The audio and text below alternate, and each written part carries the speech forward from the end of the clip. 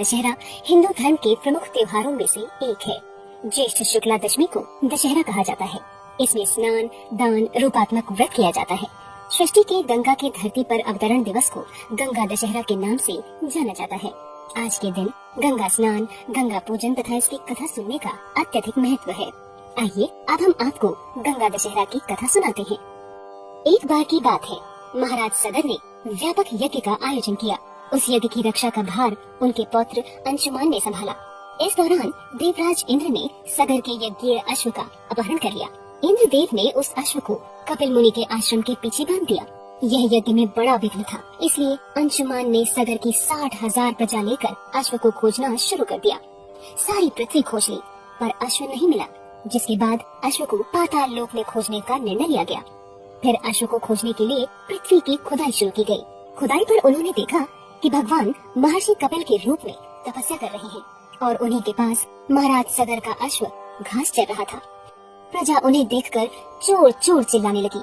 महर्षि कपिल की समाधि टूट गई। ज्यों ही महर्षि ने अपनी आंखें खोली तो सारी प्रजा भस्म हो गई। इन मृत लोगों के उद्धार के लिए ही महाराज दिलीप के पुत्र भगीरथ ने कठोर तप किया था। इस पर ब्रह्मा प्रकट हुए और उन्होंने राजन से पूछा, राजन, तुम गंगा का पृथ्वी पर अवतरण चाहते हो, परंतु क्या पृथ्वी गंगा के भार को संभाल पाएगी? मेरे विचार से गंगा के वेग को संभालने की शक्ति केवल शिव भगवान में है। इसलिए उचित यह होगा कि गंगा का भार एवं वेग संभालने के लिए शिव भगवान का अनुग्रह प्राप्त कर लिया जाए। जैसा ब्रह्मा जी ने कहा, भगीरथ ने वैसा ही किया। उनकी कठोर तपस्या से प्रसन्न होकर ब्रह्मा जी ने गंगा की धारा को अपने कमंडल से छोड़ा। गंगा जब शिव जी की जटाओं से निकली, तब उसकी तेज धारा ने अपने रास्ते में आने वाले पेड़ पौधों को बहाना शुरू कर दिया।